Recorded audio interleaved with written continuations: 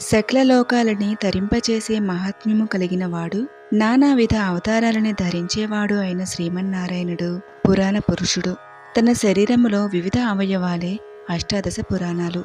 వాటిలో సర్వోత్తమమైనదే పద్మపురాణము.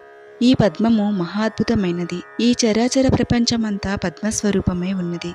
అలాంటి పద్మవృత్తాంతాన్ని వివరించేది కాబట్టే ఈ పురాణాన్ని పద్మపురాణము అని అన్నారు. ఈ పద్మపురాణాన్ని శ్రీహరి హృదయముగా చెప్పినప్పటికీ తిరిగి ఈ పురాణము సాక్షాత్తు శ్రీహరి సంపూర్ణ స్వరూపంగా వర్ణించబడుతుంది. క్షీరసాగర మదనము. ఒకనాడు అత్రికుమారుడైన దుర్వాస మహర్షి భూమండలాన్నంతా సంచరిస్తున్న సమయములో దుర్వాస మహర్షికి ఒక విద్యాధర స్త్రీ కనిపించింది. ఆ విద్యాధర స్త్రీ చేతిలో సువాసనల్ని వెదజల్లుతున్న అందమైన పూలమాల ఉంది. ఆ పూలమాలని చూసి ముచ్చటపడ్డాడు దుర్వాస మహర్షి. తనకు ఇమ్మని ఆ స్త్రీని అడిగాడు. ఎంతో సంతోషంగా ఆ విద్యాధర స్త్రీ తన చేతిలోని పూలమాలను దుర్వాస మహర్షికి ఇచ్చింది. ఆ మాలను గ్రహించిన దుర్వాస మహర్షి ఎంతో ఆనందంతో ఆ స్త్రీని ఆశీర్వదించి అక్కడి నుంచి బయలుదేరి దివ్యమైన ప్రదేశాల్ని చూస్తూ తన సంచారాన్ని కొనసాగించాడు. అన్ని లోకాలు తిరుగుతూ తిరుగుతూ దుర్వాస మహర్షి ఒకరోజు స్వర్గానికి వచ్చాడు. దారిలో దుర్వాస మహర్షికి ఐరావతం మీద ఊరేగుతూ వస్తున్న దేవేంద్రుడు కనిపించాడు. దుర్వాస మహర్షి వెంటనే తన తల మీద ధరించిన పూలమాలని ఐరావతం మీద కూర్చున్న ఇంద్రుని మీదకు విసిరేశాడు. ఇంద్రుడు ఆ పూమాలను అందుకొని అంతే వేగంతో తన ఐరావతం మీదకు తిరిగి విసిరేశాడు. ఆ పూమాల ఐరావతం కుంభస్థలాన్ని అలంకరించి కైలాసం మీద ఉన్న గంగలాగా శోభించింది. తన తల మీద పడ్డ పూలమాల సువాసన ఏనుగు నాసాగ్రాలకు సోకింది. ఆ పూల వాసనకి మత్తెక్కిన ఐరావతము తన తొండంతో ఆ పూలమాలను తీసి నేలకేసి కొట్టింది. అది చూసిన దూర్వాసునికి ఆగ్రహం కలిగింది. తానెంతో గౌరవంతో సమర్పించిన పూలహారాన్ని దేవేంద్రుడు ఏనుగు మీదకు నిర్లక్ష్యంగా విసిరేస్తాడా అని, వాడికి ఎంత పొగరు అని దుర్వాస మహర్షి భావించాడు. వెంటనే దేవేంద్రునితో, దేవేంద్ర, నీకు మదం ప్రకోపించింది. లక్ష్మీప్రదమైన నేనిచ్చిన పూలమాలని ధరించకుండా నిర్లక్ష్యముగా విడిచిపెట్టావు.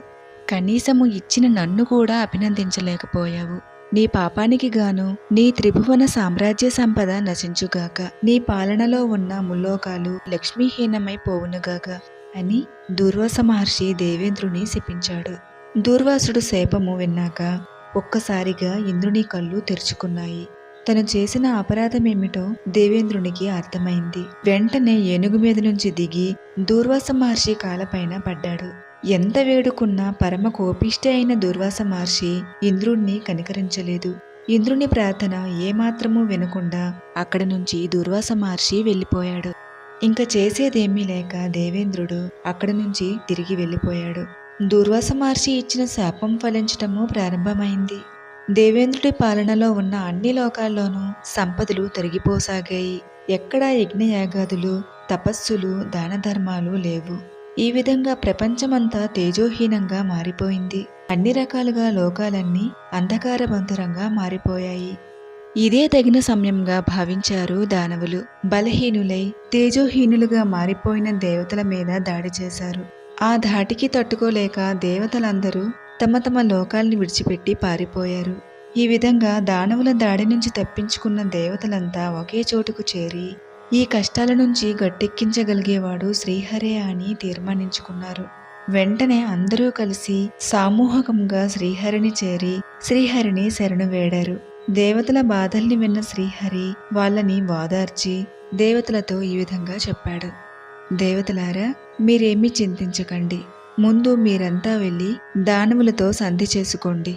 దేవతలు దానవులు ఇద్దరూ కలిసి క్షీరసాగరాన్ని మథించండి.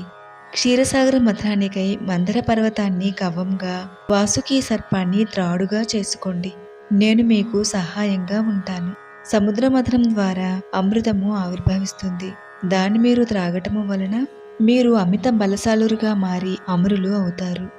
ఇక వెంటనే వెళ్ళి పనిని ప్రారంభించండి అని శ్రీహరి దేవతలతో చెప్పి పంపించాడు.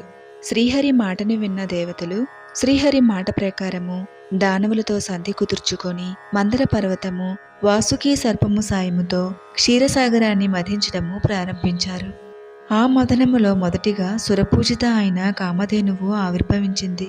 దాన్ని చూసి దేవతలు దానవులు ఇద్దరూ ఎంతో ఆనందించారు. దాన్ని దేవతలు గ్రహించారు. తిరిగి మళ్లీ సముద్ర మథనము ప్రారంభించారు. కొద్దిసేపటికి ఆ సముద్రంలో నుంచి మత్తుకొలిపే చూపులతో తూలుతున్న శరీరముతో వారుని శక్తి పుట్టింది. ఆ ఆకారాన్ని చూసి దేవతలంతా తిరస్కరించగా దైత్యులు ఎంతో ఆనందంతో ఆ వారుని శక్తిని స్వీకరించారు. తరువాత పారిజాత వృక్షము ఆవిర్భవించి దేవతల నందనవనంలో స్థిరముగా నిలిచింది. దాని తరువాత 60 కోట్ల అప్సర గణాలు ఆవిర్భవించారు. పుణ్యజీవులైన వారంతా దేవదానవుల చేత గౌరవించబడ్డారు. వారి తరువాత చల్లని వెన్నెలలు కురిపిస్తూ చంద్రుడు ఉదయించాడు. తన తలలో శిరోభూషణంగా అలంకరించుకుంటాను అని శంకరుడు చంద్రుడిని గ్రహించాడు. ఆ వెంటనే భయంకరమైన జ్వాలలు వెదజల్లుతూ కాలకూట విషము ఆవిర్భవించింది. ఆ విషాన్ని చూసి దేవదానవులిద్దరూ భయపడిపోయారు. అందరి ప్రార్థనల్ని విన్న పరమేశ్వరుడు అమ్మవారి కనుసైగతో ఆ విషాన్ని తన కంఠంలో ధరించాడు. అందువలనే పరమేశ్వరుడు నీలకంఠుడయ్యాడు. పరమేశ్వరుడు ఆ విషాన్ని త్రాగగా మిగిలిన గరళాన్ని అక్కడే ఉన్న నాగులు త్రాగాయి. మహాలక్ష్మి ఆవిర్భావము. క్షీరసాగర మథనము కొనసాగుతోంది. కాలకూట విషము తరువాత కొద్దిసేపటికి అమృత భాండము ధరించిన ధన్వంతరి ఆ పాల సముద్రం నుంచి ఆవిర్భవించాడు. ఆ తరువాత వరుసగా ఉచ్చైస్రవము, ఐరావతము ఆవిర్భవించాయి. వాటి వెనువెంటనే వికసించిన తామర పుష్పము మీద కూర్చొని సర్వాలంకార సంశోభిత అయిన మహాలక్ష్మీదేవి పాల సముద్రము నుంచి వెలుపలకు వచ్చింది. సర్వమంగళ స్వరూపిణి అయిన ఆ దేవిని చూసి ఋషులు మునులు ఎంతో ఆనందించి శ్రీ సూక్తముతో ఘనముగా స్తుతించారు. ఆ తల్లి రాక సందర్భంగా విశ్వావసు గంధర్వులంతా పాటలు పాడగా అప్సరస గణాలు నాట్యాలు చేశారు. గంగాది నదులన్నీ దేవీ స్నానము కోసము విచ్చేశాయి. దిగ్గజాలన్నీ స్వర్ణ కుంభాలతో గంగాజలాన్ని తీసుకొని మహాలక్ష్మీదేవిని అభిషేకం చేశాయి. క్షీరసాగరుడు స్వయముగా పైకి వచ్చి ఎప్పటికీ వాడిపోని పద్మాల మాలను దేవికి సమర్పించాడు. దేవశిల్పి అయిన విశ్వకర్మ లక్ష్మీదేవికి దివ్యమైన స్వర్ణాభరణాలని తయారు చేసి ఇవ్వగా వాటిని ఆ తల్లి ధరించి సర్వాలంకార సంశోభితగా మహాలక్ష్మీదేవి అందరికీ దర్శనమిచ్చింది. మహాసౌందర్యముతో కోటి సూర్యుల కాంతితో వెలుగొందుతున్న ఆ దేవిని చూసి ఆ తల్లి లావణ్యానికి మైమర్చిపోయి దేవతలు దానవులు ఎవరికి వారు ఆ తల్లిని స్వీకరించాలని పోటీ పడ్డారట. అదే సమయంలో బ్రహ్మదేవుడు అక్కడికి వచ్చి లక్ష్మీదేవిని శ్రీహరికి సమర్పించాడు. అందరూ చూస్తుండగానే బ్రహ్మమాటని గౌరవించిన శ్రీహరి లక్ష్మీదేవిని తన వక్షస్థలమందు ధరించాడు. శ్రీహరి చేత వరించబడ్డ లక్ష్మీదేవి శ్రీహరితో, స్వామి, నన్ను స్వీకరించినందుకు చాలా సంతోషము.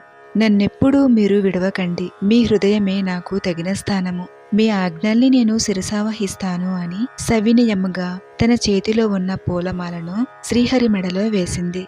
ఆ దివ్య దృశ్యాన్ని చూసి దేవతలంతా ఎంతో సంతోషించి వాళ్ళిద్దరి మీద పుష్పాల వానని కురిపించారు. లక్ష్మీదేవి తమకు దక్కకుండా శ్రీహరిని వరించటముతో దానవులంతా ఎంతో బాధపడ్డారు. దేవతల మీద వారికి కోపం వచ్చింది. అదే సమయంలో వాళ్ళకి ధన్వంతరి అమృత భాండం పట్టుకుని కనిపించాడు. అంతే ఒక్కసారిగా ఆయన చేతిలో ఉన్న భాండాన్ని లాక్కొని దానవులు అక్కడి నుంచి పరిగెత్తారు. అది చూసిన దేవతలంతా ఎంతో ఆందోళన చెందారు. శ్రీహరి వారిని ఓరడించి మోహిని రూపాన్ని ధరించి రాక్షసుల ముందుకి వెళ్ళాడు.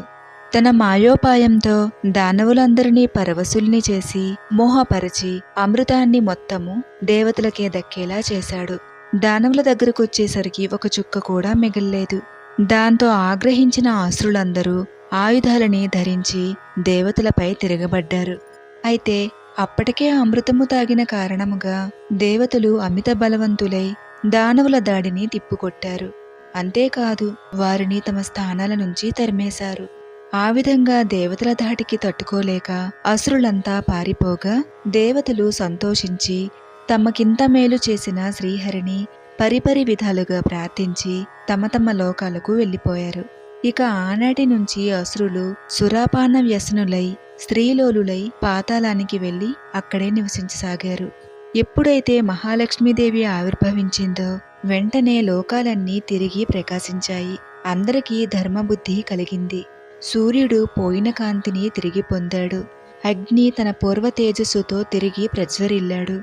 ఆ విధంగా ముల్లోకాలు లక్ష్మీ కళతో వైభవంగా విరాజిల్లాయి. అప్పుడు బ్రహ్మదేవుడు దేవతలతో, సురులారా, జగన్నాథుడైన శ్రీహరి, జగద్రక్షకుడైన శంకరుడు మీకెప్పుడూ అండగా ఉంటారు. వారిని మీరెప్పుడూ ఉపాసిస్తూ ఉండాలి. వారే మీకు వరప్రదాతలు అని బ్రహ్మదేవుడు దేవతలతో చెప్పి తన సత్యలోకానికి వెళ్ళిపోయారు.